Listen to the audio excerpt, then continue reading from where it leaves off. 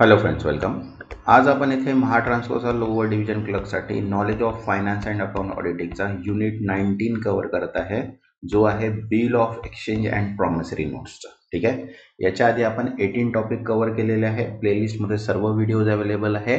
ते पूर्ण व्हिडिओज तुम्ही बघू शकता आणि त्याची प्रॅक्टिस पण सुद्धा करू शकता. ठीक आहे.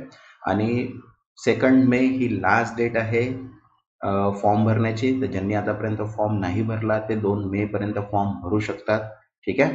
कारण की त्याची जी डेडलाईन आहे ती 2 मे पर्यंत आहे. एक्सटेंड होईल याची काही गॅरंटी नाही आहे. ठीक आहे. तर त्यामुळे ज्यांनी आतापर्यंत फॉर्म नाही भरला असेल ते फॉर्म भरून घ्या, जेणेकरून तुमचा फॉर्म लवकरात फिल होईल. कारण की लास्ट डेटमध्ये इश्यूज होतात सर्व्हरचे, तर त्याच्यामुळे जितक्या लवकर होईल तितक्या लवकर ज्यांना पण फॉर्म भरायचा ते फॉर्म भरू. आजचा टॉपिक आहे आपला bill of exchange and promissory नोटचा. तर आज आपण बघा काय टॉपिक कव्हर करणार आहे. तर आजचा आपला कन्सेप्ट जो आहे तो खूप मोठा कन्सेप्ट आहे, bill of exchange and promissory note. त्याच्यामध्ये बघा 20 टॉपिक आपल्याला कव्हर करायचे. ठीक आहे. आता 20 टॉपिक जर कव्हर करायचे मीन्स इथे आपल्याला मिनिमम 125 MCQs सॉल्व्ह करायचे. ठीक आहे.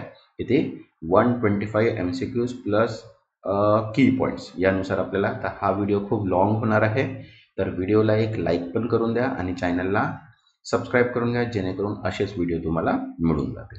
तर बघा इथे आता फर्स्ट टॉपिक जो आहे आपला बिल ऑफ एक्सचेंज आहे, सेकंड प्रॉमिसरी नोट्स आहे, third differences of bill exchange promissory note, मग record of bill exchange and promissory note, terms of bill, expiry due date of bill, day of grace, day of maturity bill, bill at sight, bill after date आहे, how to calculate date of a bill, nothing charge, renewable of bill, retirement of bill, exchange rebate, insolvency, accumulation bill, bill of collection, bills receivable and bills payable book, common MCQs and test of your knowledge. Means इतके आपल्याला आज topic cover करायचे आहे.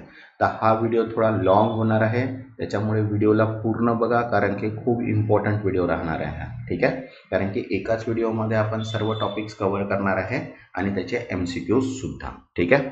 तर ज्यांनी आतापर्यंत चॅनलला subscribe नाही केलं ते करून घ्या, कारण की असेच व्हिडिओ तुम्हाला टिल एक्झामपर्यंत मिळणार आहे. तसंच आणखी एक सांगायचं आहे की उद्याला एक व्हिडिओ मी अपलोड करणार आहे, ज्याच्यामध्ये आपण 1 मंथ प्रिपरेशन स्ट्रॅटेजी बघणार आहे की 1 मंथमध्ये तुम्हाला कसं प्रिपरेशन करायचं आहे. कारण की 2 तारीख जी आहे फॉर्मची लास्ट डेट आहे, तर आपण असं ॲज्युम करू की 1 मंथमध्ये एक्झाम येईल म्हणून. तर 30 डेजचा प्लॅन कसा असू शकतो, तुम्हाला कसं प्रिपरेशन करावं लागेल, काय काय प्रिपरेशन करावं लागेल, किती टॉपिक्स प्रिपरेशन करायचे आहेत, हे सर्व मी तुम्हाला एका उद्याच्या व्हिडिओमध्ये सांगणार आहे, जेणेकरून तुमची चांगली प्रॅक्टिस होईल आणि तुमचा टाईम मॅनेजमेंट होईल. ठीक आहे. कारण की 2-4 कन्सेप्ट जर आपण वाचून गेलो आणि तिथे म्हटलं की मला एक्झाम्स द्यायचे, तर पॉसिबल नाही आहे, कारण की कट ऑफ खूप हाय राहणार आहे आणि कॉम्पिटिशन खूप जास्त आहे. तर त्यानुसार तुम्हाला प्रिपरेशन पण करायचं आहे. ठीक आहे.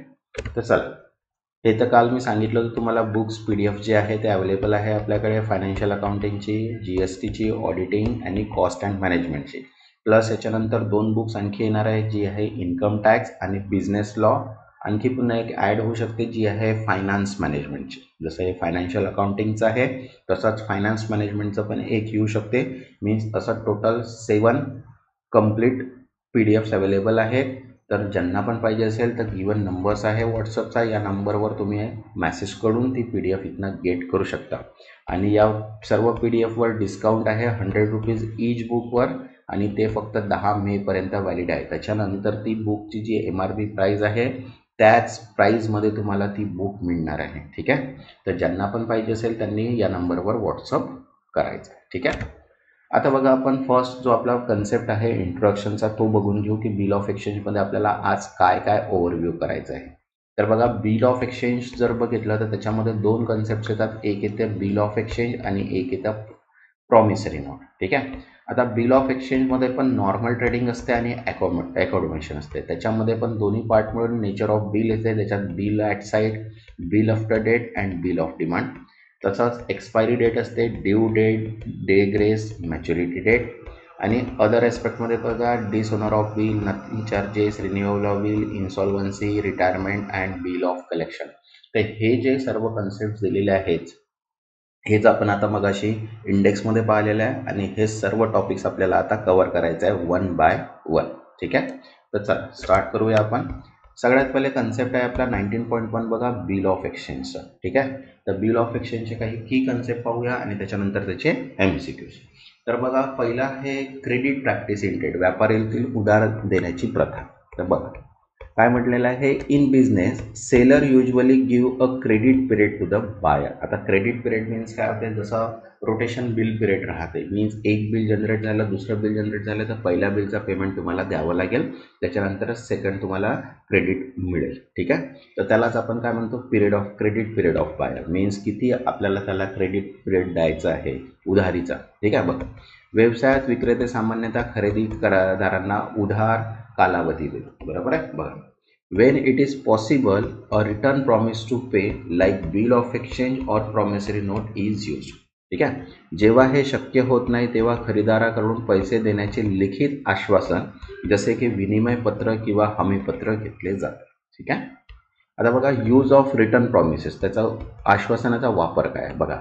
This document can help seller raise fund from the bank. हे दस्तावेज विक्रेत्यांना बँकाकडून निधी उभारण्यासाठी मदत करतात. ठीक आहे, आणि such instrument are transferable and treated as a credit instrument. असे दस्तावेज हस्तांतरीय असून पतसाधन म्हणून वापरले जातात. ठीक आहे, म्हणून प्रॉमिसरी नोट राहते सगळ्यात इम्पॉर्टंट कन्सेप्ट आहे आपला. याच्यावरच पूर्ण बिझनेस जो आहे डिपेंड आहे, कारण की बिझनेस जो आहे तो 1 मंथ क्रेडिटवरच नेहमी चालत राहतो. ठीक आहे, नेक्स्ट आता बघा what is bill of exchange म्हटलं आहे की विनिमय पत्र म्हणजे काय. तर बघा काय म्हटलेलं आहे, a written and unconditional order to pay fixed sum of money to the specific person. विशिष्ट व्यक्तीस ठराविक रक्कम अदा करण्यासाठी लेखी व बिनशर्त आदेश, बरोबर आहे, त्यालाच म्हणतो आपण written and unconditional order to pay fix amount.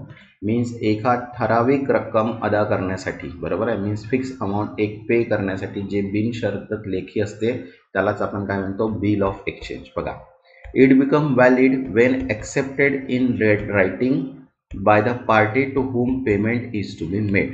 जेव्हा प्राप्तकर्त्याने ते लेखी स्वरूपात स्वीकारले तेव्हा ते वैध बनते. ठीक आहे, आता बघा 4th पॉईंट आहे characteristics of bill of exchange, विनिमय पत्राची वैशिष्ट्ये. तर बघा मस्ट बी इन रायटिंग, लिहिलेले असावे. मस्ट बी डेटेड, दिनांक असावा. बरोबर आहे, must contain unconditional order to pay the money, पैसे भरण्याचा बिनशर्त आदेश असावा. त्याच्यानंतर must be made payable to a specific person, विशिष्ट व्यक्तीस देय असावे. नंतर must be accepted by drawee, देयकर्ता व्यक्तीने स्वीकारलेले असावे. ठीक आहे, मस्ट बी प्रॉपरली स्टॅम्प, योग्यरित्या मुद्रांकित असावे. आणि must be paid legal currency, कायदेशीर चलनात देय असावा. ठीक आहे, तर हे जे आहेत हे सगळे जे आहेत 8 जे आहेत हे काय आहे, त्याचे कॅरेक्टरिस्टिक्स आहेत बिल ऑफ एक्सचेंजचे. ठीक आहे, हे तुम्हाला लक्षात ठेवायचं आहे, कारण की क्वेश्चन कसा पण विचारू शकतो, कारण की इथे आपल्याला 10, 15, 20 टॉपिक करून होणार नाही आहे, मी आधीच सांगत आहे. कारण की कट ऑफ खूप हाय आहे. क्वेश्चन भलेही एक्झाममध्ये इझी येतील पण कन्फ्युजिंग असणार आहे, त्याच्यामुळे आपल्याला सर्व जे पॉईंट्स आहेत ते सगळे क्लिअर करणं गरजेचं आहे. ठीक आहे, आता बघा नेक्स्ट आहे 5th पॉईंट, पार्टीज इन्व्हॉल्व, सहभागी पक्ष कोण असतात. बघा पहिला असतं drawer, who make the order, म्हणजे तो ऑर्डर देणारा आहे, म्हणजे आदेश देणारा तो असतो ड्रॉवर. नंतर सेकंड असते acceptor, who accept the bill, जो बिल स्वीकारतो, मीन्स आदेश स्वीकारणार जो आहे एक्सेप्टर. नंतर थर्ड आहे payee, means who receive the money, ज्याला पैसे मिळतात तो कोण आहे इथे, payee. And sometimes drawer and payee can be the same, कधी कधी ड्रॉवर व पे हा एकच असतो. ठीक आहे, आता बघा 6th पॉईंट आहे एंडोसमेंट अँड ट्रान्सफरेबिलिटी, समर्थन व हस्तांतरण. बघा bill can be endorse and transferred like cheque, विनिमय पत्रे चेक प्रमाणे समर्थन करून इतरांना हस्तांतरित केली जाऊ शकतात, मीन्स त्याला आपण ट्रान्सफर करू शकतो. नंतर सेकंड आहे if the acceptor fail pay earlier endorser are liable, जर एक्सेप्टर पैसे भरू शकला नाही तर मागील समर्थन करण्याच्यावर जबाबदारी येते. ठीक आहे, मीन्स जो पण काही गॅरंटर असतो त्याच्यावरती जबाबदारी असते. ठीक आहे, नेक्स्ट आहे फॉरेन बिल ऑफ एक्सचेंज, परदेशी विनिमय पत्र. बघा draw in one country and payable in अनादर कंट्री, म्हणजे एका देशात ड्रॉ आणि दुसऱ्या देशात पेएबल. बघा एका देशात तयार झालेले आणि दुसऱ्या देशात देय असलेले विनिमय पत्र त्यालाच आपण म्हणतो foreign bill of exchange. usually drawn in triplicate payment made on one other voids.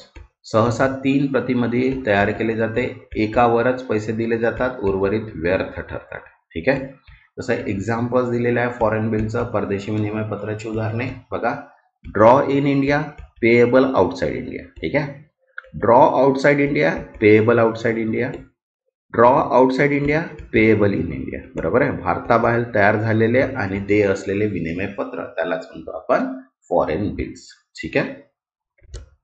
आता बघा याचे एमसीक्यूज बघूया. ठीक आहे. तर बघा काय आहे. First, what is a bill of exchange. Bill of exchange म्हणजे काय.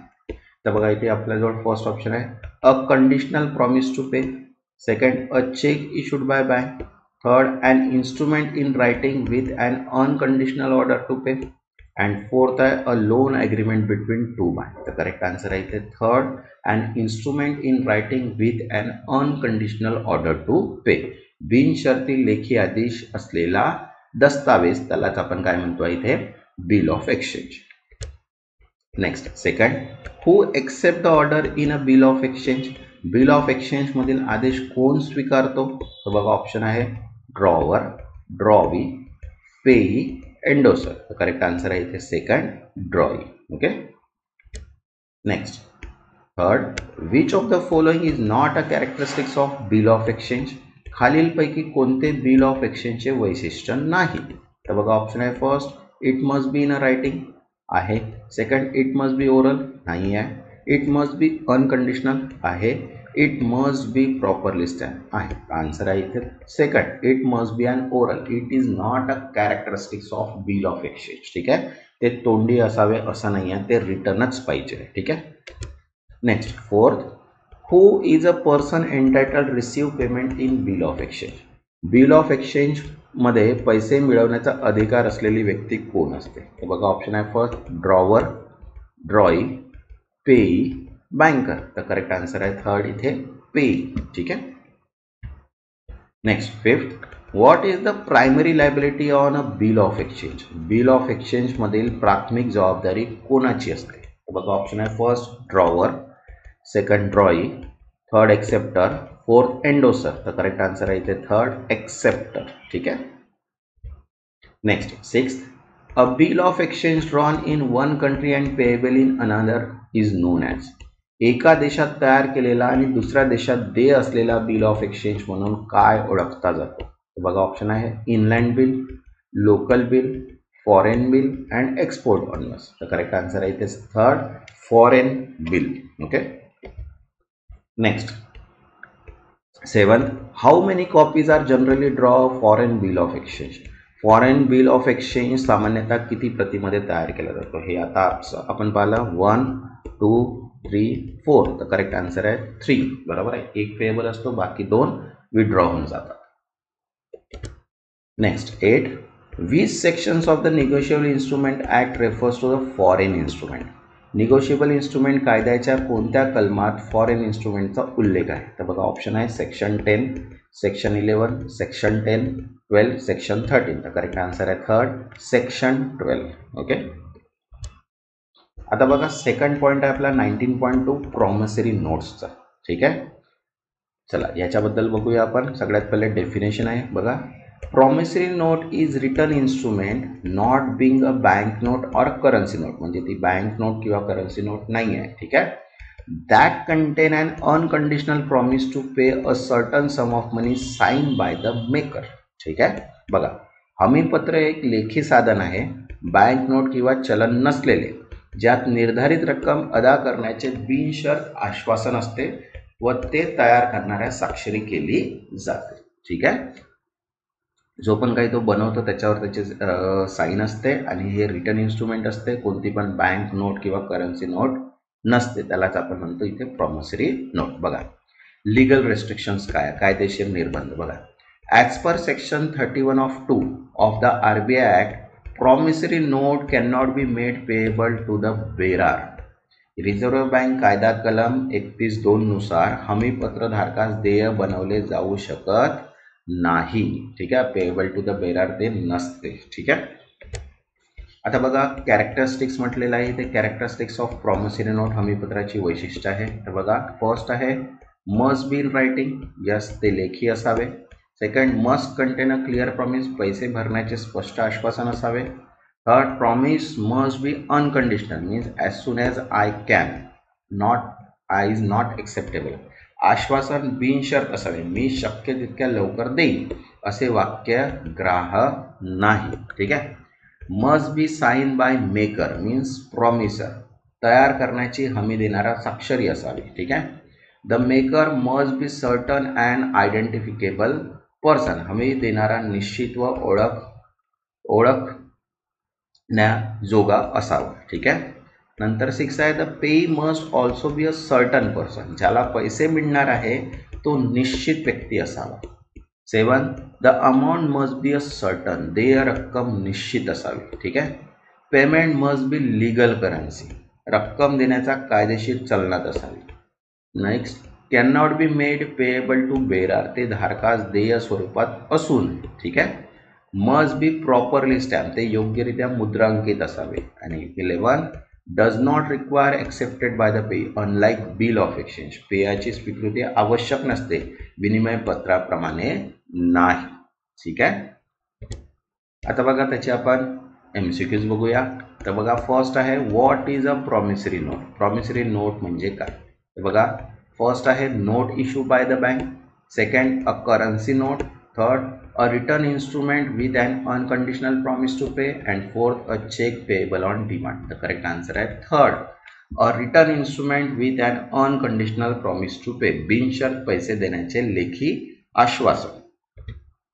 Next second a promissory note must be, promissory note कशी असावी. तर बघा ऑप्शन आहे first verbal, oral and sign. Third in writing and sign by maker. And fourth not sign. तर correct answer आहे इथे third, in writing and sign by maker, लेखी व बनवण्याची स्वाक्षरीसह. Next third which of the following is not a valid promissory note, खालीलपैकी कोणती वैध प्रॉमिसरी नोट नाही. तर बघा ऑप्शन आहे first I promise to pay 50,000. I acknowledge I owe you 50,000. I promise to pay 50,000 on 1st July. And second I promise to pay 50,000 to the Raj. तर हे जे आहेत 1, 3 अँड 4 हे व्हॅलिड प्रॉमिसरी नोट आहे. पण फक्त I acknowledge you I owe to you 50,000 means मी 50,000 मी 50,000 देणे कबूल करतो. It is not a promissory valid note. ठीक आहे. Next fourth under which act the promissory note not allowed to be made payable to bearer, कोणत्या कायद्यानुसार promissory note बिअररला देय करता येत नाही. तर बघा ऑप्शन आहे first Indian contract act. Second negotiable instrument act. Third reserve bank of India act. And banking regulation act. The correct answer आहे third, reserve bank of India act, reserve bank of India अधिनियम.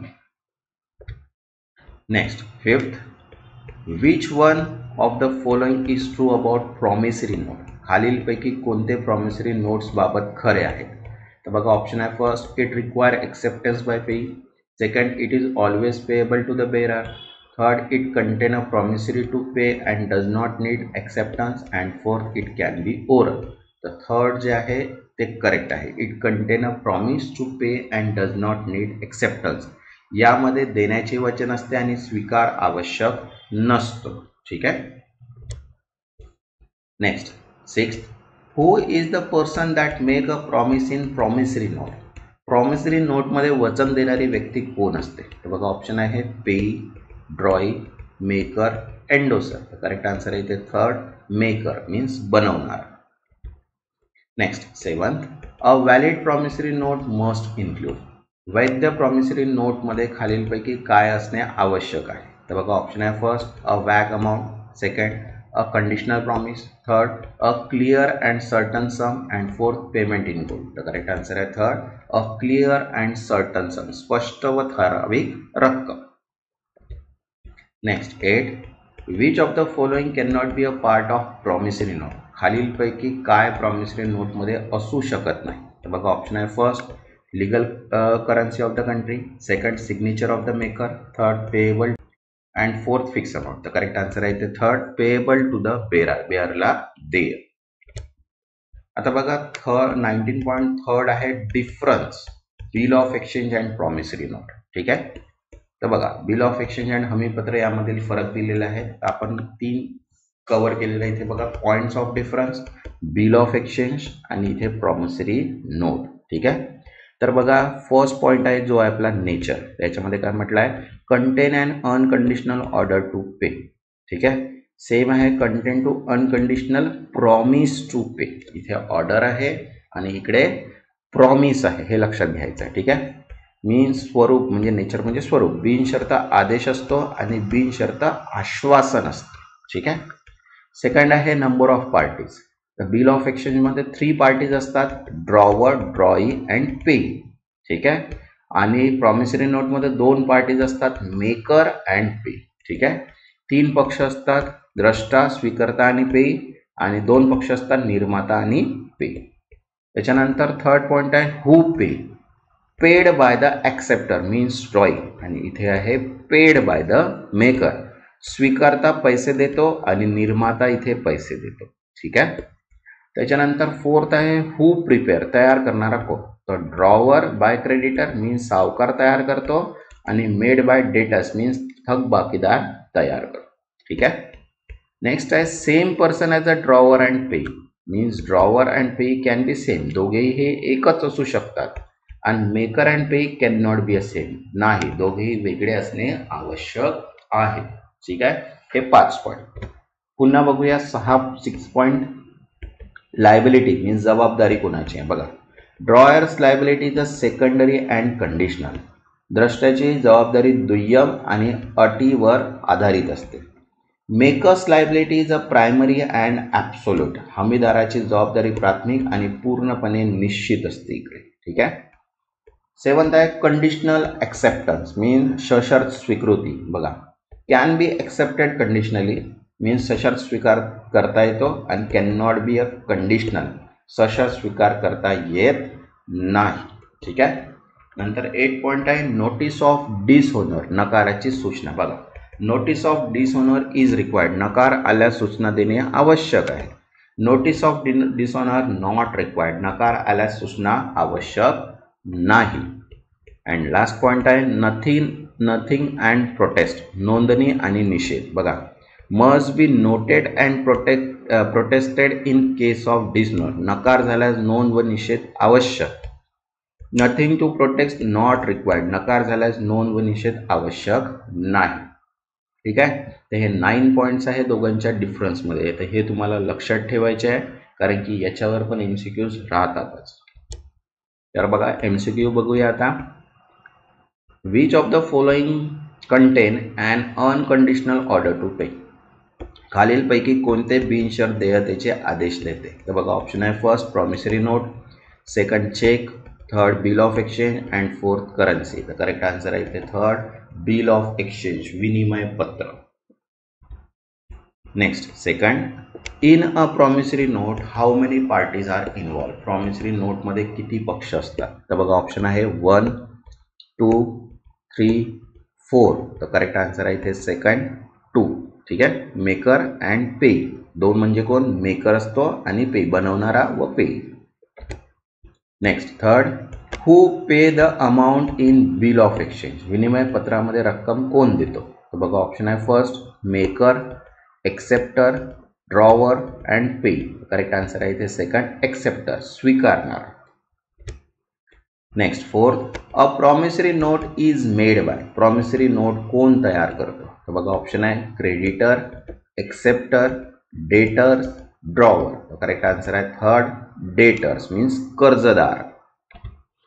Next fifth, in which of the following can the drawer and pay B the same person. खालीलपैकी कोणत्यामध्ये काढणारा आणि पे एकच व्यक्ती असू शकतो. बघा ऑप्शन आहे promissory note, bill of exchange, currency note, bank draft. Correct answer आहे इथे सेकंड, बिल ऑफ एक्सचेंज, विनिमय पत्र. Next 6, in a promissory note the liability of maker is. Promissory नोटमध्ये बनवणाऱ्याची जबाबदारी कशी असते. तर बघा ऑप्शन आहे first secondary and conditional, second primary and absolute, third optional and fourth no liability. तर करेक्ट आन्सर आहे इथे सेकंड प्रायमरी अँड ॲब्सोल्यूट, प्राथमिक व निश्चित. Next 7th, which of the following can be accepted conditionally. खालीलपैकी कोणते अटीसह स्वीकारले जाऊ शकते. तर बघा ऑप्शन आहे first promissory note, second bill of exchange, third cheque and fourth none of the above. Correct answer आहे इथे सेकंड बिल ऑफ एक्सचेंज, विनिमय पत्र. Next 8, notice of dishonour is required. अस्वीकृतीची सूचना आवश्यक आहे. तर बघा ऑप्शन आहे first promissory note, second bill of exchange, third both A and B and neither A or B. तर करेक्ट आन्सर आहे इथे second bill of exchange means विनिमय पत्र. Next 9th, which instrument must be noted and protested upon dishonour. खालीलपैकी कोणते साधन अस्वीकृतीनंतर note व prostate करणे आवश्यक असते. तर बघा ऑप्शन आहे first promissory note, second bill of exchange, third cheque and fourth none. तर करेक्ट आन्सर आहे इथे सेकंड बिल ऑफ एक्सचेंज, विनिमय पत्र. ओके. आता बघा नेक्स्ट आहे 19.4 records of bill and exchange and promissory note. ठीक आहे. ज्यांनी आतापर्यंत चॅनलला सबस्क्राईब नाही केलं ते चॅनलला सबस्क्राईब करून घ्या आणि व्हिडिओला एक लाईक, कारण की तुमचं जर मोटिवेशन असणार म्हणजे मिळणार तेव्हाच मी इथे समोरचे व्हिडिओ बनवू शकणार, अदरवाईज नाही. ठीक आहे. आणि ज्यांना पण PDF पाहिजे असेल त्यांनी गिवन नंबरवर मेसेज करा, तिथे तुम्हाला PDF अवेलेबल होऊन जाणार.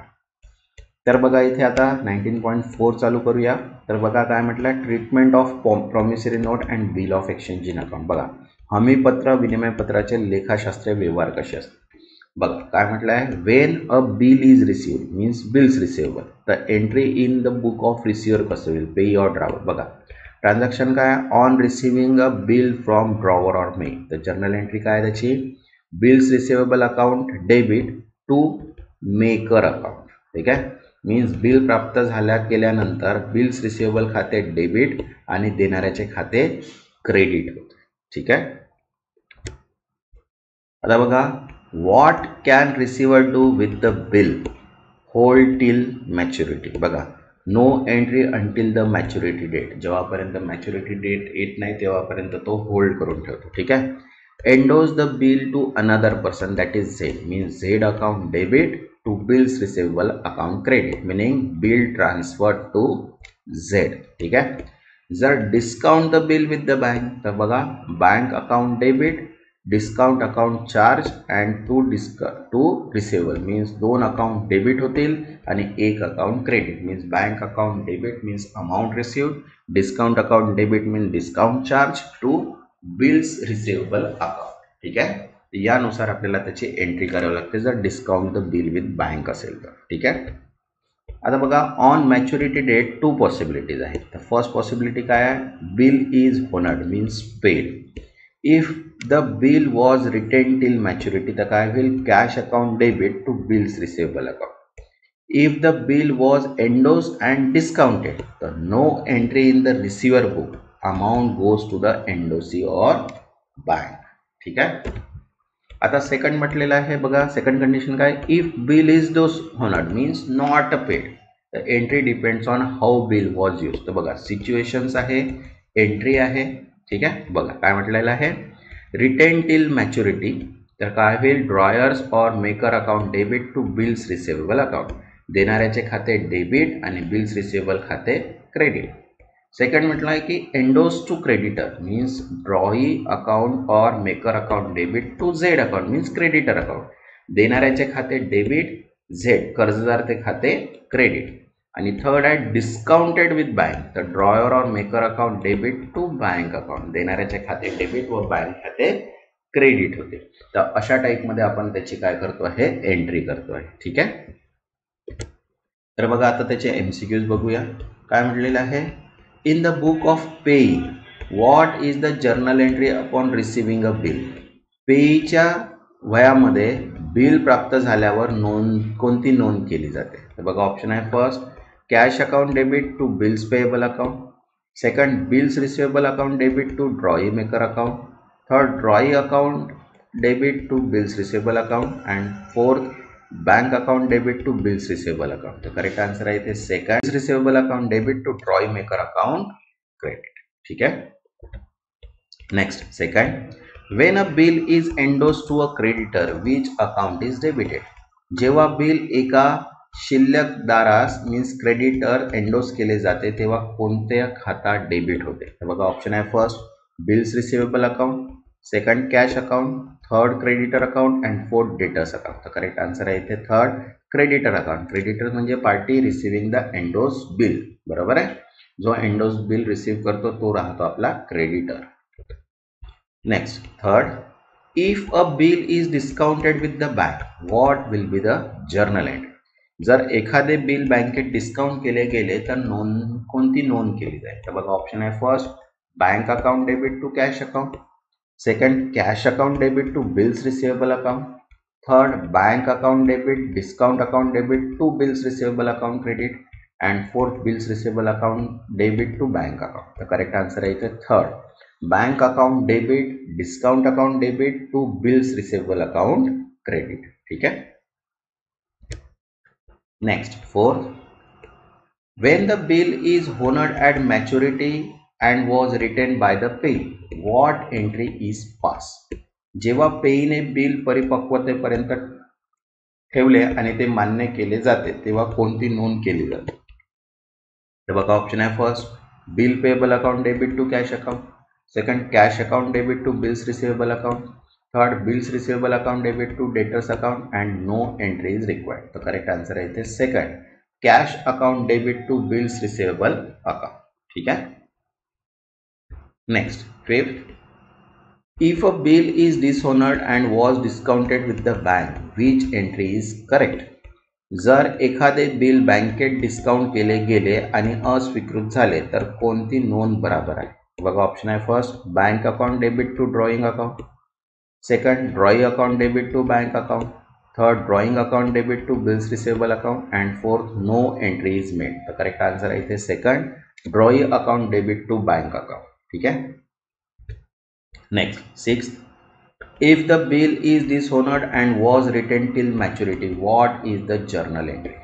जर एखादे बिल परिपक्वतेपर्यंत ठेवले गेले आणि अस्वीकृत झाले तर कोणती नोंद केली जाते. तर बघा ऑप्शन आहे first drawing account debit to bank account, second drawing account debit to bills receivable account, third drawing account debit to drawee account and fourth bills receivable account debit to drawee account. तर correct answer आहे इथे second. ठीक आहे.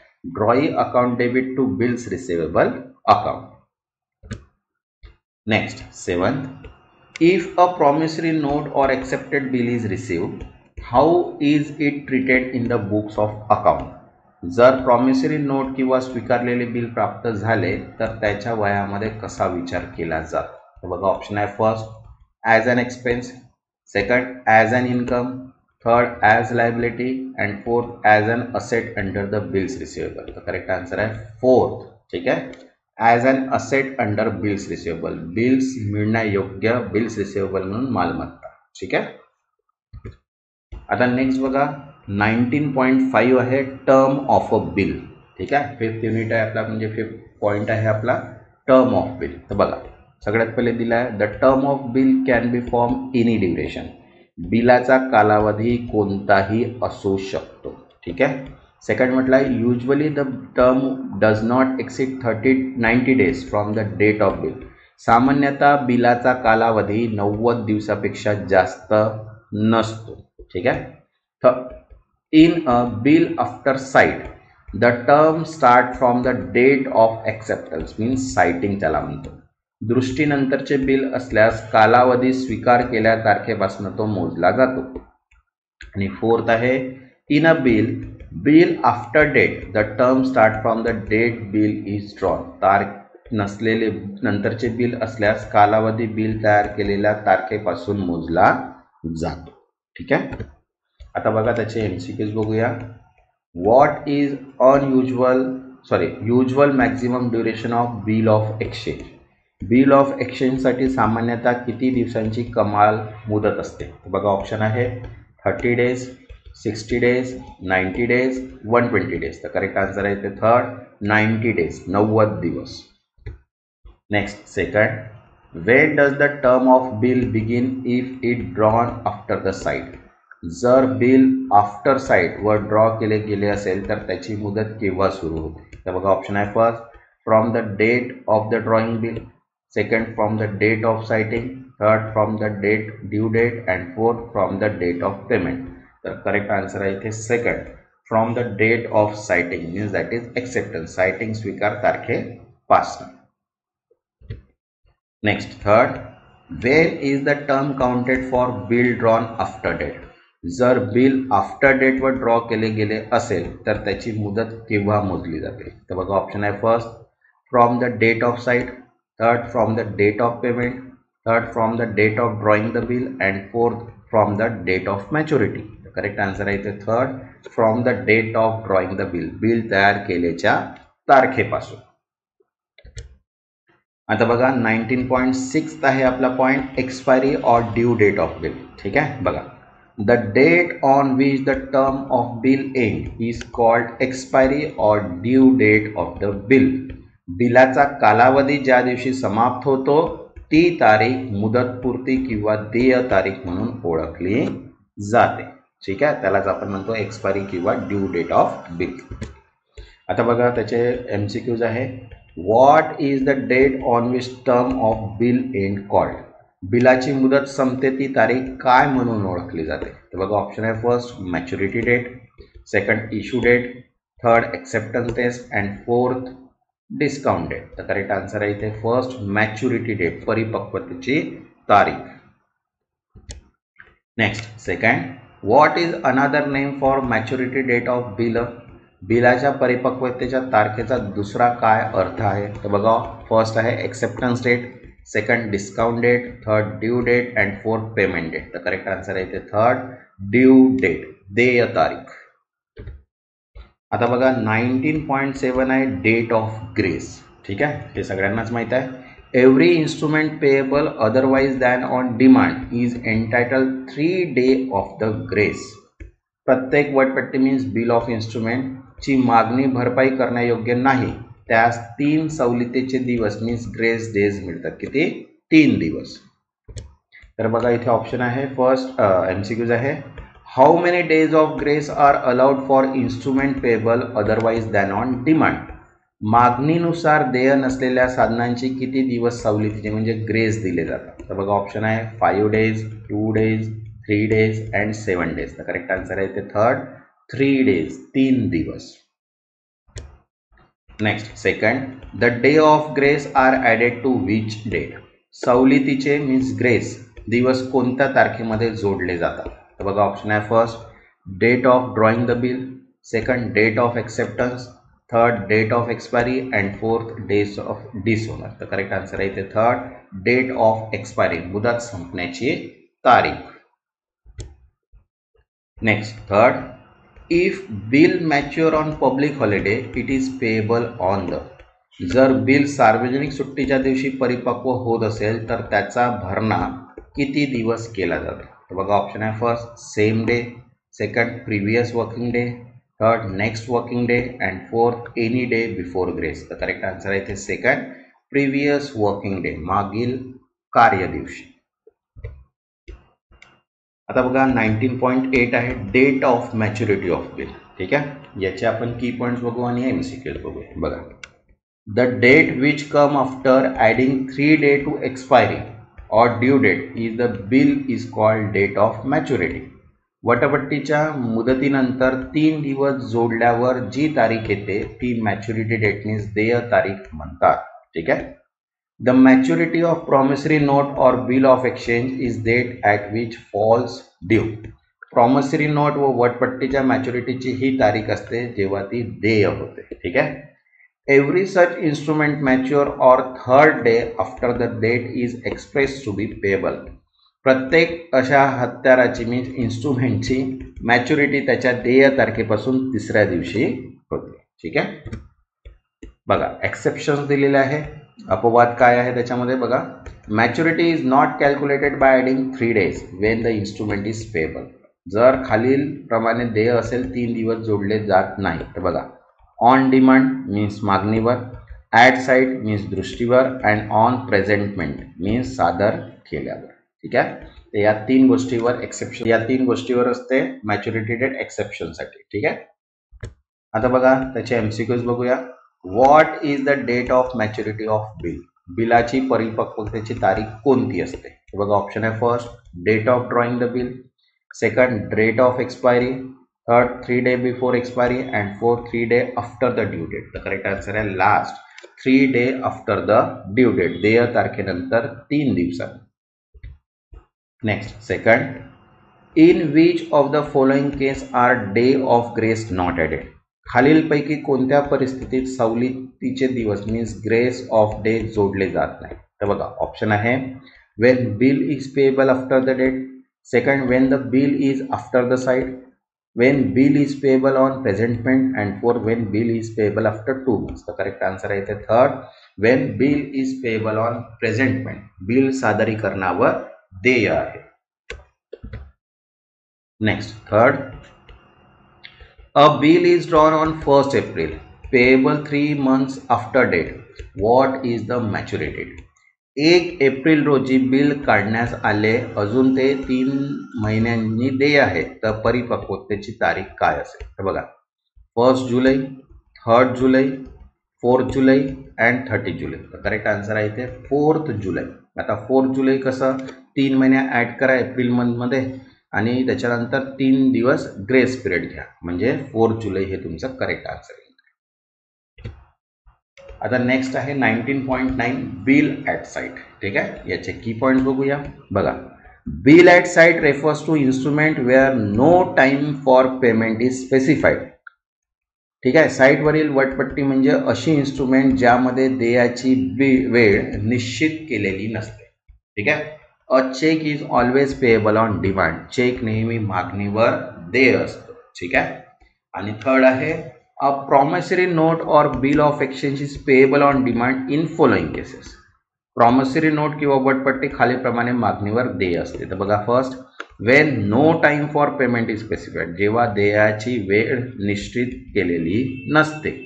आणि second आहे when it is express to payable on demand at sight or presentment, जेव्हा ते मागणीवर, दृष्टीवर किंवा सादरीकरणावर देय असते. ठीक आहे. दोन कंडिशन्समध्ये आपण bill of exchange and promissory note पेएबलमध्ये असतात. ठीक आहे. आता बघा त्याचे एमसीक्यूज आहे. First what does bill at sight means? दर्शनी बिल याचा अर्थ काय आहे? तर बघा ऑप्शन आहे first payable after 3 months, second payable on fixed date, third payable immediately or being presented and fourth payable at sight and with the grace period. तर correct answer आहे ते third payable immediately on Bing presented, सादर केल्यानंतर त्वरित देय. Okay.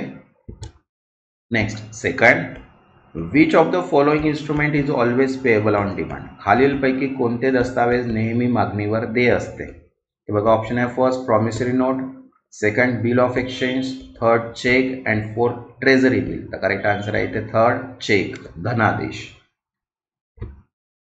Next third when is bill or promissory note treated as payable on demand?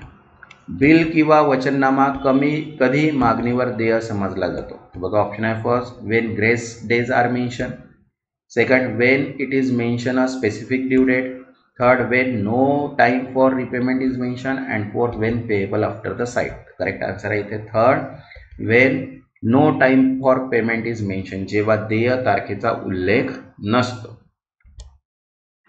ठीक आहे. Next आहे 19.10 बिल आफ्टर डेट. ठीक आहे. तर बघा बिल आफ्टर डेट याचा मिनिंग बघूया. Bill after date means promissory note और bill of exchange in which the time for payment is mention. ठीक आहे. बिल ऑफ डेट म्हणजे असे वचनपत्र किंवा विनिमय बिल ज्यामध्ये देय रक्कम भरण्याची निश्चित वेळ नमूद केलेली असते, त्यालाच आपण म्हणतो बिल आफ्टर डेट. ठीक आहे. तर बघा such instrument are called time instrument when payable. अशा कागदपत्रांना टाइम इन्स्ट्रुमेंट म्हणतात जेव्हा ते देय असतात. तर बघा आफ्टर अ स्पेसिफिक पिरियड, ठराविक कालावधीनंतर, ऑन अ स्पेसिफिक डे, ठराविक दिवशी, आफ्टर साईट, दाखवणीनंतर, and fourth on the happening of event when certain to happen, एक अशी एखादी घटना घडल्यानंतर जी निश्चितच घडणार आहे तेव्हाच आपण टाइम इन्स्ट्रुमेंट पेएबल असते. ठीक आहे. थर्ड आहे नोट आफ्टर द साइट्स. बघा आफ्टर साइट संज्ञेबाबत टिप. बघा फर्स्ट आहे in promissory note after presented for sight means वचनपत्रात दाखल केल्यानंतर पाहण्यासाठी.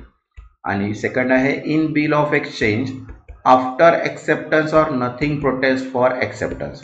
विनिमय बिलात स्वीकृतीनंतर किंवा नकारासाठी नोंद हरकत घेतल्यानंतर. ठीक आहे. Fourth cheque as a time instrument. Cheque instrument म्हणून नाही. बघा a cheque is not a time instrument because it is always payable on demand. ठीक आहे.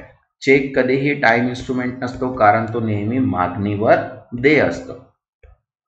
Post dated cheque can be presented on or after the mention date. Post dated cheque दिलेल्या तारखेला किंवा त्यानंतर सादर करण्यात येतो. आणि थर्ड आहे a cheque is valid for 90 days for its date after which it become void or stale. Cheque 90 दिवसापर्यंत वैध असतो त्यानंतर तो स्टेल चेक म्हणून असामान्य ठरतो. ठीक आहे. आता बघा त्याचे एमसीक्यूज आहे. What does bill after date means. तारीख बिल नंतरचा बिल याचा काय अर्थ आहे. तर बघा ऑप्शन आहे first the instrument where payment is mention after a specific period.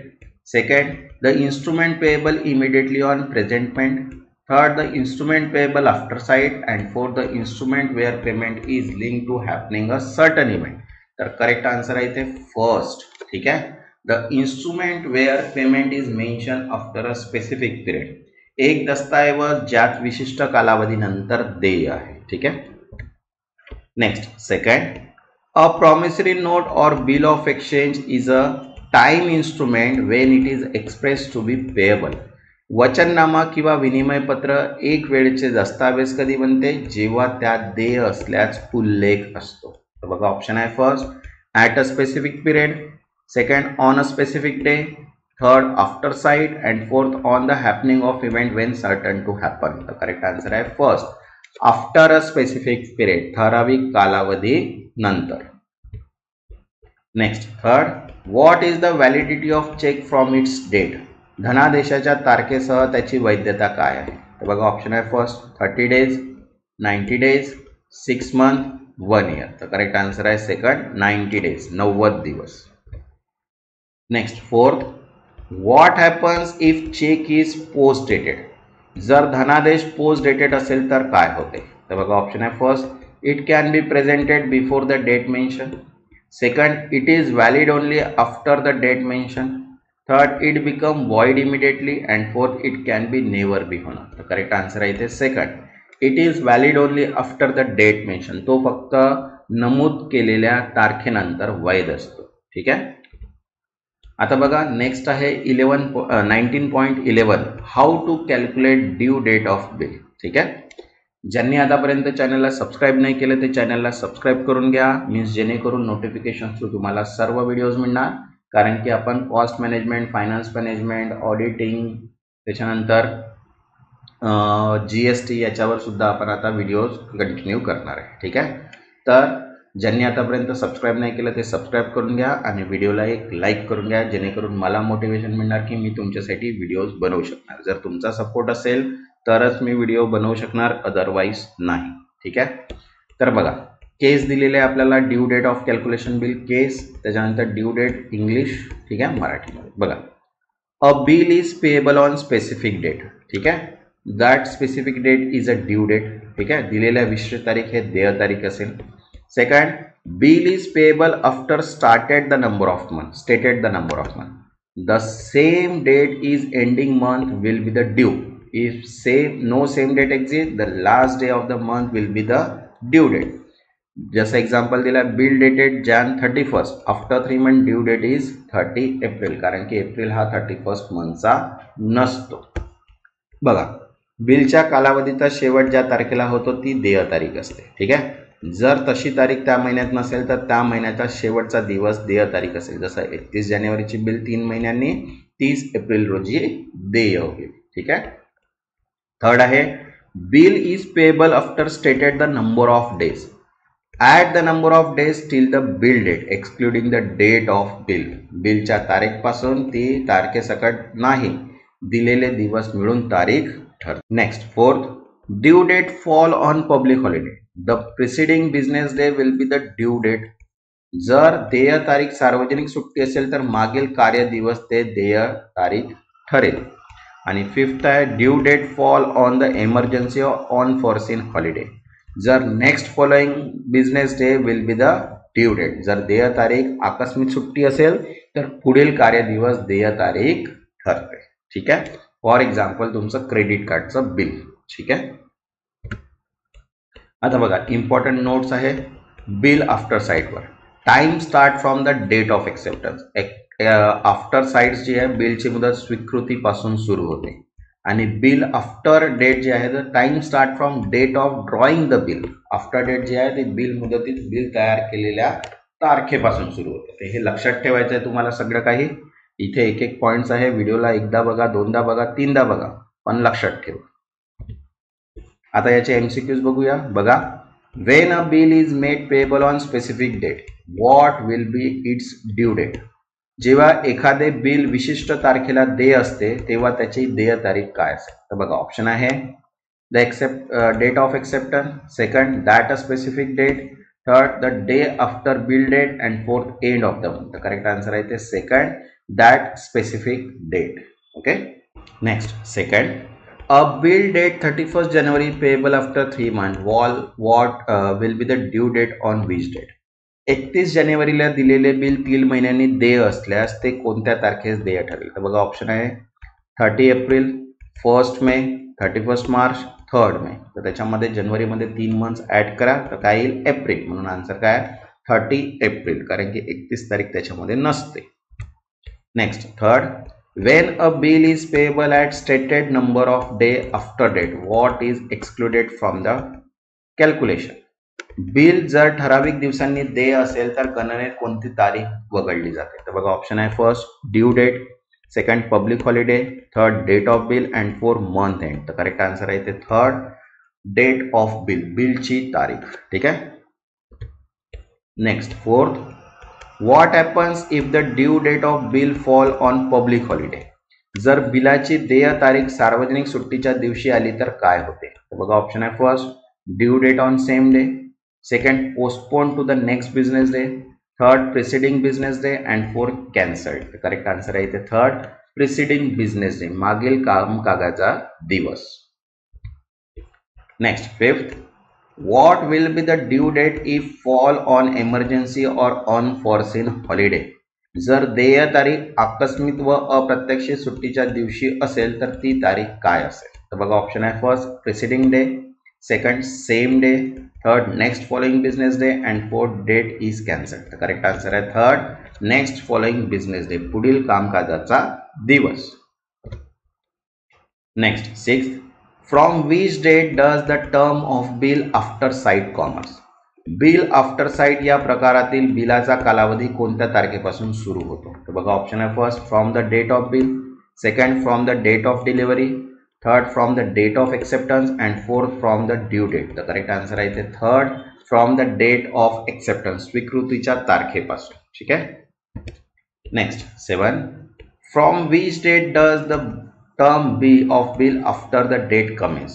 Bill after date या प्रकारातील बिलाचा कालावधी कोणत्या तारखेपासून सुरू होतो. तर बघा ऑप्शन आहे from the date of acceptance, second from due date, third from the date of bill and fourth from the date of issue. तर करेक्ट आन्सर आहे ते third from date of bill, बिलच्या तारखेपासून. आता बघा 19.12 आहे नथिंग चार्ज. ठीक आहे. बघा dishonour bill or nothing is explain. बघा बिन स्वीकारले नोटीस स्पष्टीकरण. फर्स्ट आहे dishonour and need for proof. Bill नाकारले जाणे व पुरावा आवश्यक. बघा it is essential to proof dishonour and state it cause. Bill नाकारण्याचे व त्यामागील कारणाचे प्रामाणिक असणे आवश्यक असते. ठीक आहे. If the bill is not properly presented the acceptor may escape liability. जर बिल योग्य प्रकारे सादर केले नाही तर स्वीकारकर्त्याची जबाबदारी टाळली जाऊ शकते. ठीक आहे. Next second, role of notary public. Notary public याची भूमिका काय बघा. In case of dishonour or fear of disclosure the bill is presented to notary public. Bill नाकारले गेल्यास किंवा नाकारण्याची शक्यता असल्यास ते नोटरी पब्लिक कडे दिले जाते. बघा नोटरी पब्लिक काय आहे. Present the bill for payment. Bill देयतेसाठी सादर करतो. Second, if paid return the money to the party. पैसे मिळाल्यास मूळ पक्षाला पैसे देतो. If dishonoured record the reason and return the bill. Bill नाकारले असल्यास कारण नमूद करून बिल परत करतो. ठीक आहे, रोल आहे हा नोटरी पब्लिकचा. Next third, nothing charges. Noting sorry nothing नाही, नोटिंग आहे ते. ठीक आहे, नोटिंग चार्जेस. ठीक आहे बघा, free charge by notary public is called noting charges. Notary public घेतो ती फी म्हणजे नोटिंग चार्जेस. ठीक आहे, these charge are recoverable from the party responsible for dishonor. ही रक्कम नाकारणाऱ्या पक्षाकडून वसूल करता येते. ठीक आहे, आता बघा त्याचे एमसीक्यूज बघूया. What is the role of notary public in case of dishonour of bill. Bill नाकारल्यास नोटरी पब्लिकची भूमिका काय असते. तर बघा ऑप्शन आहे. First, to pay the bill on behalf of the drawing. Second, to destroy the bill. Third, to record a dishonor and reason. And fourth, to send the bill to the government office. The correct answer is third, to record the dishonor and reason. Bill नाकारल्याची नोंद आणि कारण नोंदवणे. Next second, what are noting charges. Noting शुल्क म्हणजे काय. तर बघा ऑप्शन आहे. Charge for bill renewable. Second, charges paid for stamping bill.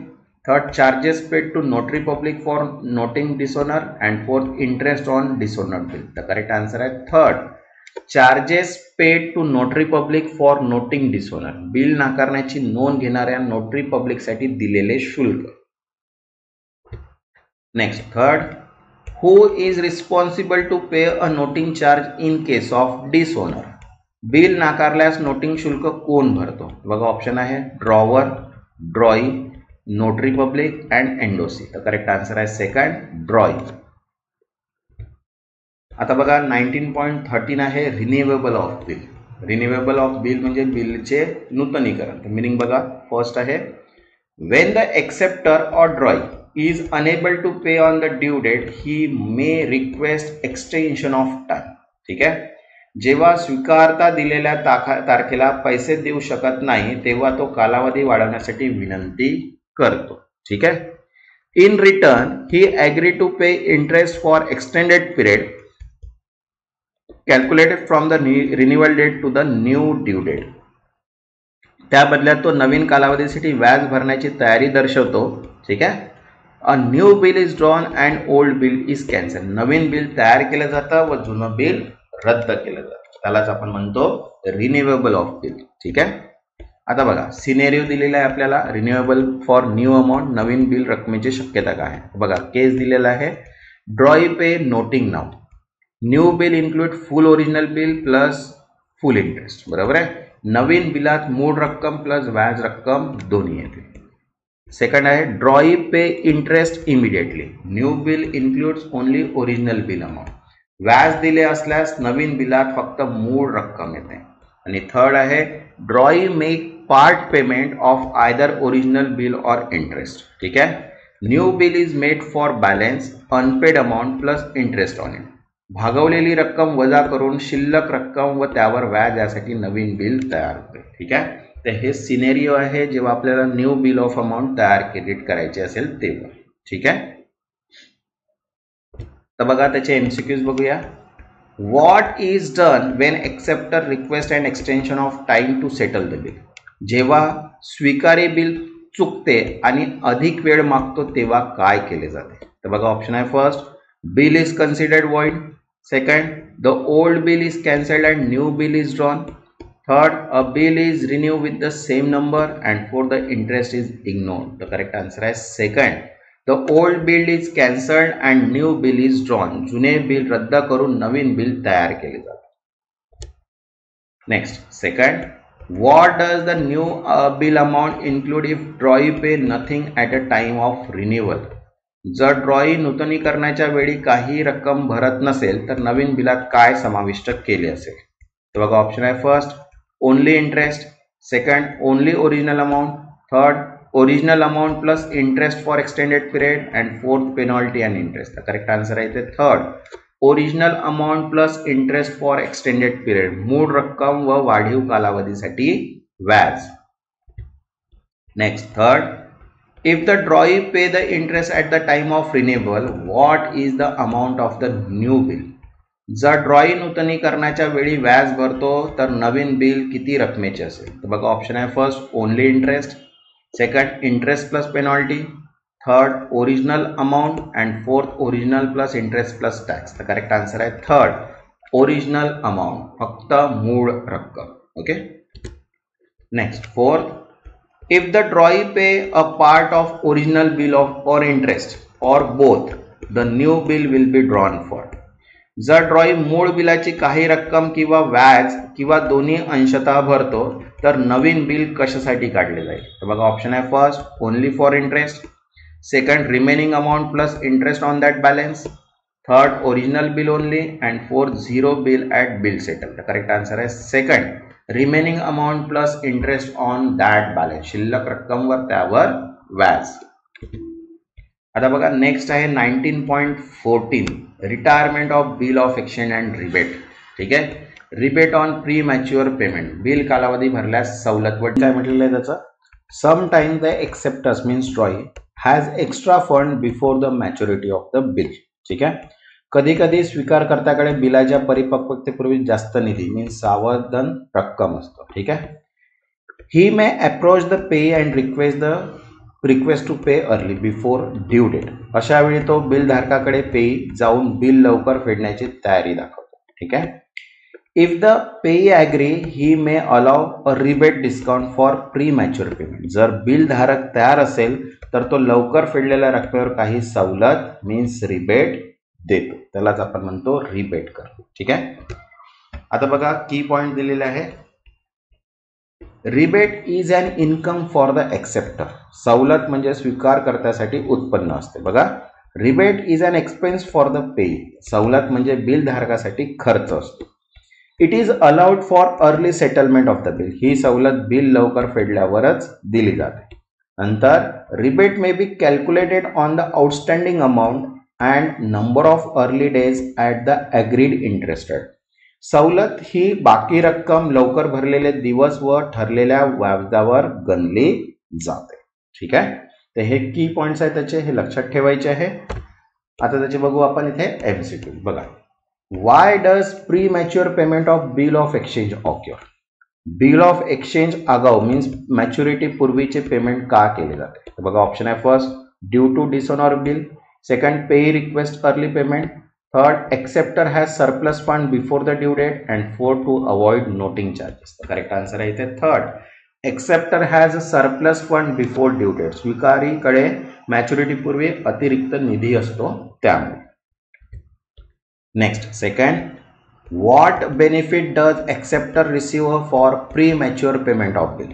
बिलचे आगाऊ पेमेंट केला स्वीकारीला कोणता फायदा मिळतो? तर बघा ऑप्शन आहे first penalty, interest charge, rebate or discount and extra maturity time. तर करेक्ट आन्सर आहे थर्ड रिबेट और डिस्काउंट, सूट किंवा सवलत. Next third, in the book of acceptor the rebate receive on early payment is treated as. स्वीकारीच्या खात्यात आगाऊ पेमेंटवर मिळालेली सूट कशी दर्शवली जाते? तर बघा ऑप्शन आहे first liability, asset, income, expenses. तर करेक्ट आन्सर आहे इथे थर्ड इन्कम मीन्स उत्पन्न. Next fourth, in the book of pay the rebate allow on early payment is treated as. पेईच्या खात्यात आगाऊ पेमेंटसाठी दिलेली सूट कशा प्रकारे दर्शवली जाते? बघा ऑप्शन आहे first income, expense, asset, liability. तर करेक्ट आन्सर आहे इथे सेकंड एक्सपेन्स मीन्स खर्च. Next fifth, what is rebate in the context of bill of exchange. Bill of एक्सचेंजच्या संदर्भात रिबेट म्हणजे काय? तर बघा ऑप्शन आहे first interest charge for delay, second penalty paid for dishonour, third discount allot for early payment, and fourth commission for bill renewal. तर correct answer आहे इथे third discount allot for early payment, आगाऊ पेमेंटसाठी दिलेली सवलत. Next 19.15 आहे इनसॉल्वन्सी. ठीक आहे, बघा इनसॉल्वन्सी ऑफ पर्सन, व्यक्ती दिवाळखोर होणे. बघा, insolvency means a person is unable to pay his liability. दिवाळखोरी म्हणजे व्यक्तीला त्याचे देय कर्ज बिल भरणे शक्य नसते. ठीक आहे. Therefore bill accepted by him will be dishonoured. त्यामुळे त्याने स्वीकारलेले बिल नाकारण्यात येईल. ठीक आहे.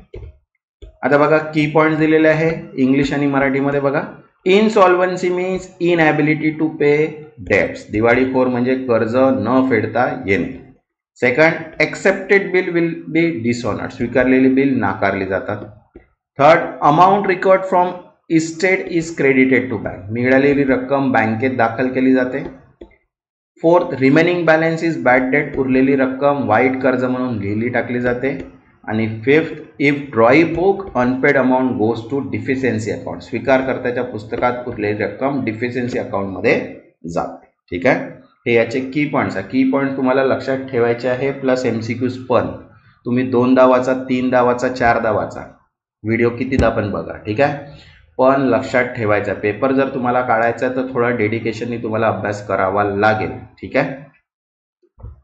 तर बघा, याचे आता आपण MCQs बघूया. What does insolvency of person means. एखाद्या व्यक्तीच्या दिवाळीखोर मीन्स इनसॉल्वन्सी म्हणजे काय. तर बघा, ऑप्शन आहे it has excess asset. Second, it is unable to pay his liability. Third, he is dead. And fourth, he is changing his business. तर correct answer आहे इथे second, he is unable to pay his liability. तो आपली देयके भरण्यास असमर्थ आहे.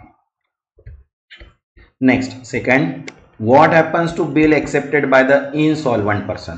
दिवाळखोर व्यक्तीने स्वीकारलेली बिले काय होतात. तर बघा, ऑप्शन आहे they are honoured. Second, they are discounted. They are dishonoured. And fourth, they are renewed. तर करेक्ट आन्सर आहे थर्ड, दे आर डिसओनर्ड. ती नाकारली जातात.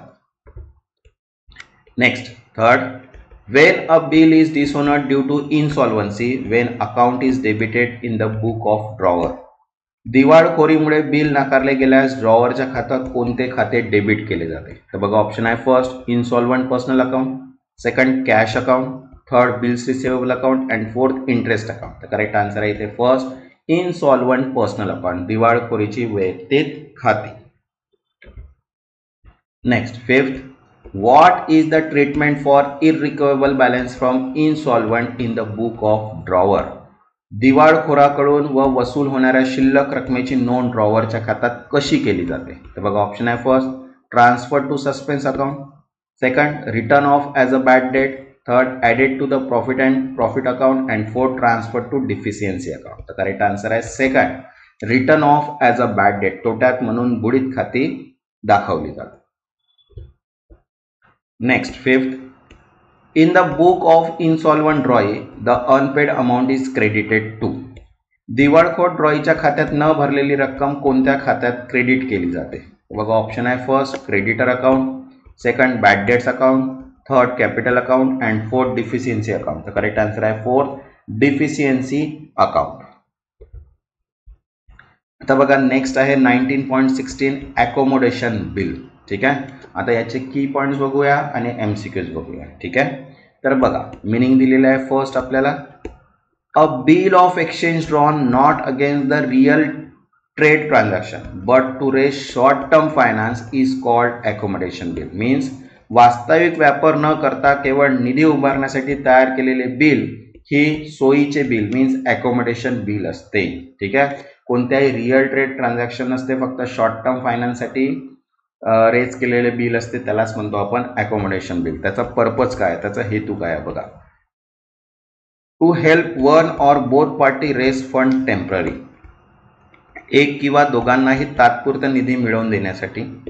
Second, used when actual sale or purchase does not take place but both agree to cooperate financially.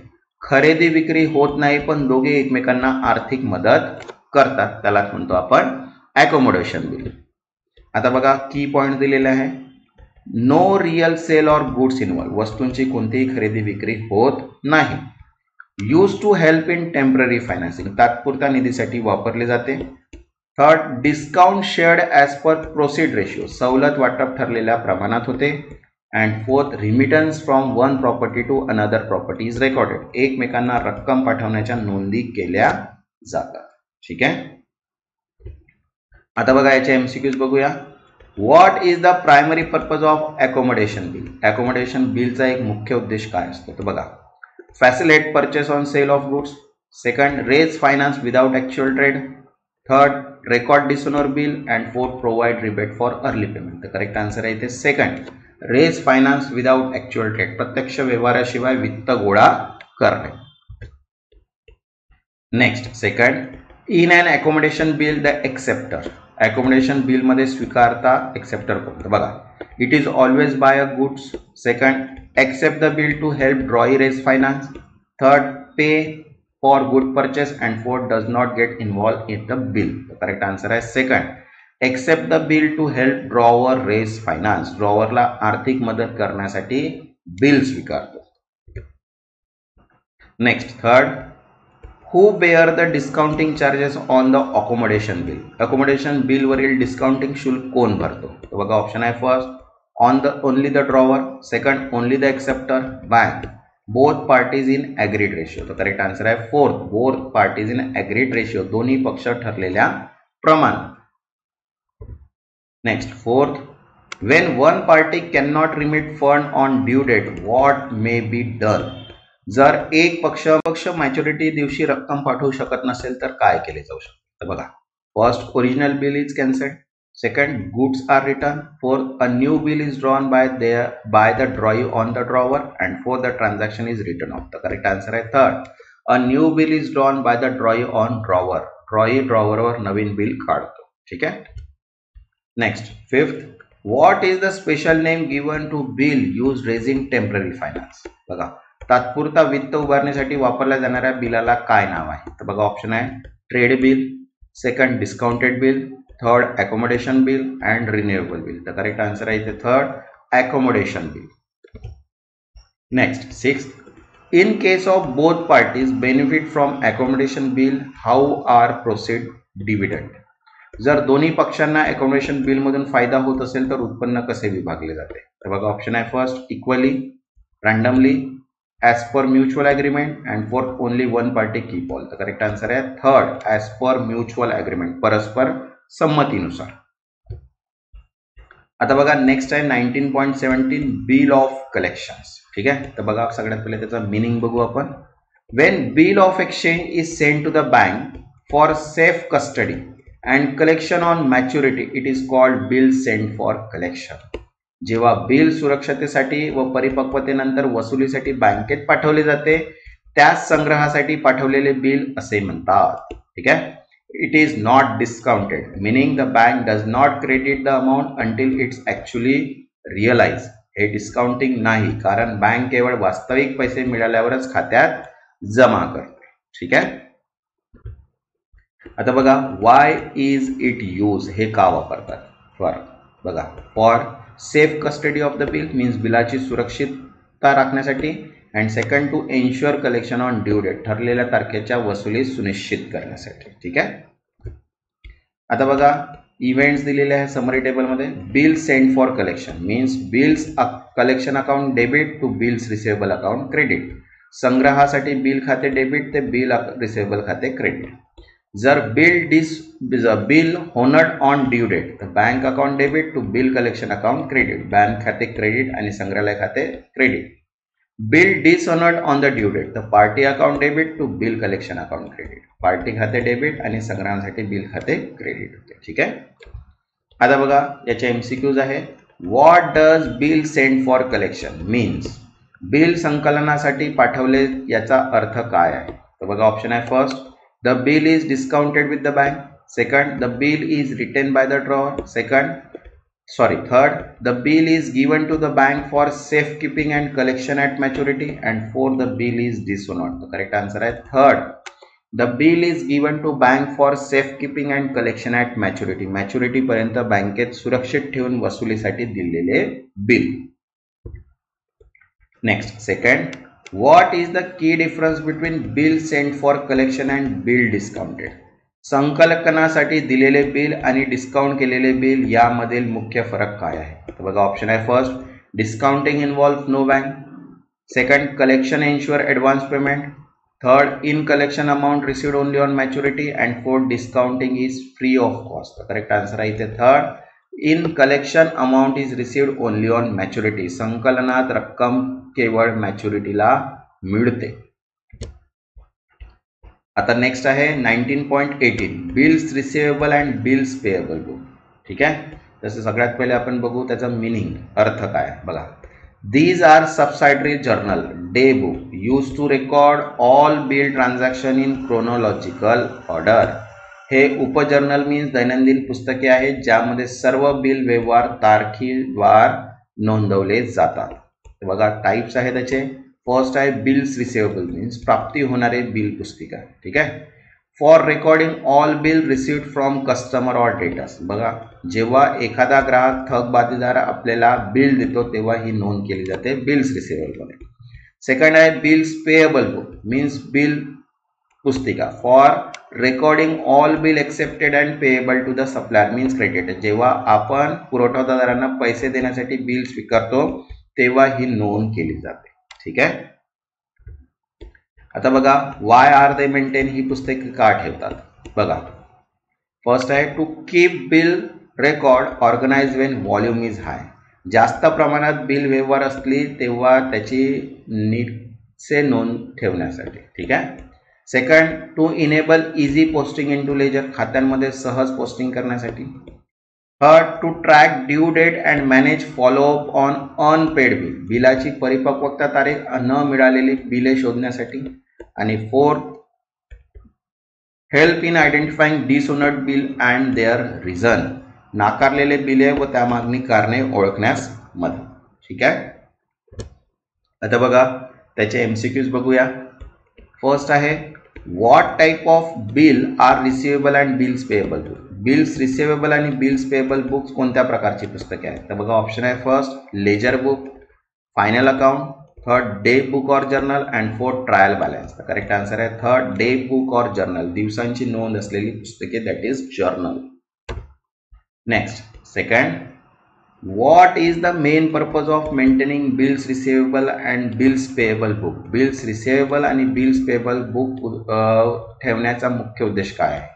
तर बघा, option आहे first to avoid dishonour of bill, second to record fix asset, third to record large number of bill transactions systematically, and fourth to maintain inventory record. The correct answer आहे इथे third, to record large number of bill transactions systematically, अनेक bill व्यवहारांची सुसंगत नोंद ठेवणे. Next, third, what is done from the day book after entering the bill transaction. Bill व्यवहाराची नोंद day book मध्ये केल्यानंतर पुढे काय केले जाते. तर बघा, ऑप्शन आहे first entry is ignored, second it is posted to debtors or creditors account, third sent for collection, and fourth nothing is done. The correct answer is second, it is posted to debtors or creditors account. ते debtors किंवा creditor खात्यात post केले जाते. Okay. Next, fourth, how are the total from the day book used. Day book मधील एकूण संख्याचा कसा वापर केला जातो. तर बघा, ऑप्शन आहे first posted to suspense account, second posted periodically to bills receivable and bills payable account, third ignored in book, and fourth reposted to bank account. The correct answer is second, posted periodically to bills receivable and bills payable account. वेळोवेळी bills receivable व bills payable खात्यात post केले जाते. Next, fifth, which of the following is a key benefit of bills receivable and bills payable day book.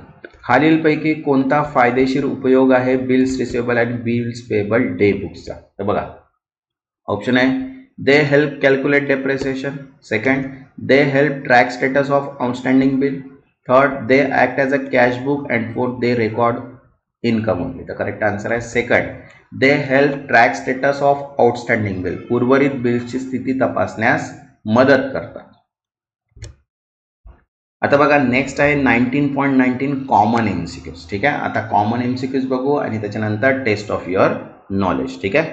ज्यांनी आतापर्यंत subscribe नाही केलं ते चॅनलला सबस्क्राईब करून घ्या आणि व्हिडिओला एक लाईक करून घ्या. तसंच ज्यांना पण PDF हवी असेल, 4 PDF आपल्याजवळ अवेलेबल आहे. ज्यांना पण PDF हवी असेल ते गिवन नंबरवर मेसेज करा, तिथे तुम्हाला PDF मिळून जाणार. तर बघा, क्वेश्चन 1 आहे on 1/1/2019 draw bill on B for 1,20,000 for 3 months. The maturity date of bill will be 1/1/2019 रोजी ए ने बी वर 1,20,000 3 महिन्याची हुंडी काढली. त्या हुंडीची मुदत काय असेल बघा. 1/4/2019, 3/4/2019, 4/4/2019. तर करेक्ट आन्सर काय 4/4/2019 कारण की 3 महिने आणि plus 3 day grace period. Next second, on 16/6/2020 P draw a bill on Q for 1,25,000 for 30 days. 19 July is a public holiday. The maturity date of will be given. 16/6/2020 रोजी P ने Q वर 1,25,000 ची 30 दिवसांची हुंडी काढली.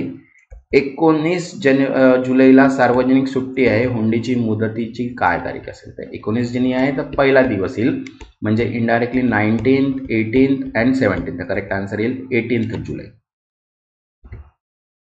Next third, PQ draw a bill on XY for 1,30,000 on 1/1/2020. XY accept the same 4/1/2020 for 3 months after date. What will be the maturity date of the given?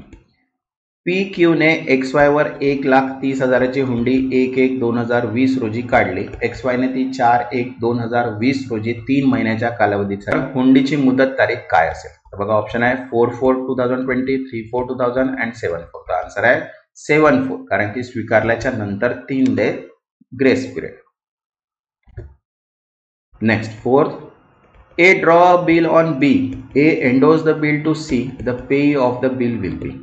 A ने B वर एक हुंडी काढली आणि ती C कडे पाठवली. त्या हुंडीचा प्राप्तकर्ता कोण असेल तर बघा A, B, C. Correct answer आहे इथे C. Next fifth, a bill of 1,20,000 was discounted by Saras with the banker for 1,18,800. At maturity, the bill was dishonored and noting charges were 200. How much amount will be the bank deduct from Saras bank balance at the time of dishonor? 1,20,000 ची हुंडी सारसने बँकेकडून 1,18,800 ला discount केली. मुदतीस ती हुंडी बुडाली आणि नोंदणी शुल्क 200 रुपये होते. बँक सारसच्या खात्यातून किती रक्कम वजावट करेल बघा ऑप्शन आहे 1,20,000, 1,18,800 and 1,20,200. तो करेक्ट आन्सर आहे third 1,20,200. okay. Next 6, X draw a bill on Y for 3 lakh on 1/1/2020 for 3 months after sight. Date acceptance is 6/1/2020. Maturity date will be given. बघा X ने Y वर 3 लाखाची 3 महिन्याची वृक्षानंतरची हुंडी 1/1/2020 रोजी काढली. स्वीकार तारीख 6/1/2020 आहे. तो हुंडीची मुदत काय आहे तर बघा 8/4/2020, 9/4/2020 आणि 10/4/2020. आन्सर आहे 10/4/2020. Next 7, X sold to Y for 5 lakh. Y paid 4,30,000 in cash. X grant 2% discount on balance and draw the bill for the rest. What is the bill amount? X ने Y ला 5 लाखचे सामान विकले. Y ने 4,30,000 रोख दिले. शिल्लक रकमेवर X ने 2% सूट दिली आणि उर्वरित रकमेवर हुंडी काढली. तर हुंडीची रक्कम किती असेल तर बघा 98,000, 68,000, 68,600. तर 70,000 उरले. 70,000 मध्ये 2% तर किती राहिले 68,000. तर करेक्ट आन्सर किती येईल 68,000. Next 8, on 1/1/2020 X draw a bill on Y for 5 lakh for 3 months. X get it discounted on 4/1/2020 at 12% rate. What is the discount amount? ठीक आहे तर बघा 1/1/2000 रोजी X ने Y वर 5,000 ची 3 महिन्याची हुंडी काढली. X ने 4/1/2 रोजी 12% दराने डिस्काउंट केली. सूट किती मिळेल तर बघा 15,000, 16,000, 18,000. तर करेक्ट आन्सर आहे इथे 16,000 3 महिन्यासाठी. ठीक आहे. Next 9th, Mr. Jay draw a bill on Mr. John for 3 lakh on 1/1/2020 for 3 months. On 4/2/2020 John get the bill discounted at 12%. What is the discount amount? तर करेक्ट आन्सर आहे बघा श्री जय ने Shri John वर 3 लाखची 3 महिन्याची हुंडी 1/1/2 रोजी काढली. जॉन ने ती 4/2/2000 रोजी 12% दराने डिस्काउंट केली तर सूट किती मिळेल? तर बघा आहे 963. तर करेक्ट आन्सर आहे इथे 6000. ठीक आहे. Next 10th. XZ draw a bill on YZ for 2 lakh for 3 months on 1/1/2020. The bill is discounted with the banker at 1000. At maturity, the bill is dishonored. What amount will be credited to the bank account in XZ book? XZ ने YZ वर 2 लाखाची 3 महिन्याची हुंडी 1/1/2020 रोजी काढली आणि बँकेतून 1000 रुपये सूट घेतली. हुंडी बुडाल्यास Xच्या खात्यात बँक खात्यात किती जमा दाखवली जाईल? तर बघा 1,99,000, 2 लाख, 2 लाख, 1000. करेक्ट आन्सर आहे 2,01,000. ठीक आहे. आता लास्ट आहे आपला 19.20 टेस्ट ऑफ युअर नॉलेजचा. ठीक आहे. ज्यांनी पण आतापर्यंत चॅनलला सबस्क्राईब नाही केलं ते चॅनलला सबस्क्राईब करून घ्या आणि व्हिडिओला एक लाईक करून घ्या. आणि हे जे टेस्ट ऑफ नॉलेजचे क्वेश्चन्स आहे हे ट्रू आणि फॉल्सवर आहे. तर याचे आन्सर तुम्हाला कमेंट सेक्शन्समध्ये द्यायचं आहे. ठीक आहे. तर बघा फर्स्ट क्वेश्चन आहे bills payable account is a nominal account. Bills payable खाते हे नाममात्र खाते आहे. ट्रू आहे की फॉल्स आहे? Second, promise to pay is included in a bill of exchange. देयकाचे वचन हुंडीमध्ये समाविष्ट असते. आन्सर ट्रू आहे की फॉल्स आहे? Third, day of repaid are added to the due date to arrive at the maturity date.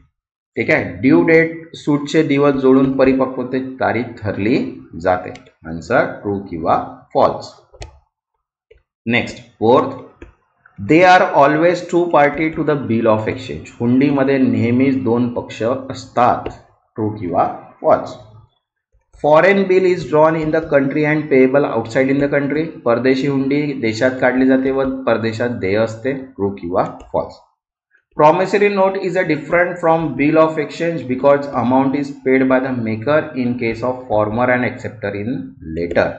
Promissory note व हुंडी यामध्ये फरक असा आहे की प्रॉमिसरी नोटमध्ये रक्कम बनवणाऱ्या आणि हुंडी स्वीकारकर्त्याचे भरायची असते. ठीक आहे. याचे आन्सर्स तुम्हाला ट्रू आणि फॉल्सचे कमेंट सेक्शन्समध्ये द्यायचे आहे. ठीक आहे. नेक्स्ट जो व्हिडिओ आहे तो नेक्स्ट व्हिडिओ आपला युनिट 20 राहणार आहे. Sale of goods on approval on return बेसिसवर. ठीक आहे. आणि PDF अवेलेबल आहे फायनान्शियल अकाउंटिंगची, GST, auditing and leading and cost management सगळ्यांची बुक मराठी आणि इंग्लिशमध्ये कंबाईनमध्ये अवेलेबल आहे. ज्यांना पण या बुक्स पाहिजे असेल त्यांनी गिवन नंबरवर मेसेज करा आणि 100 रुपीजचं डिस्काउंट आहे हर प्राईजवर आणि ते फक्त 10 मेपर्यंत अवेलेबल आहे. त्यानंतर बुकची जी ओरिजिनल प्राईज आहे तीच ओरिजिनल प्राईस तुम्हाला मिळणार. तर त्याच्यामुळे ज्यांना पण बुक पाहिजे असेल ते 10 मेपर्यंत डायरेक्टली व्हॉट्सअपला ऑर्डर करू शकतात. PDF तुम्हाला तिथल्या तेच मिळून जाईल. तेव्हापर्यंत धन्यवाद.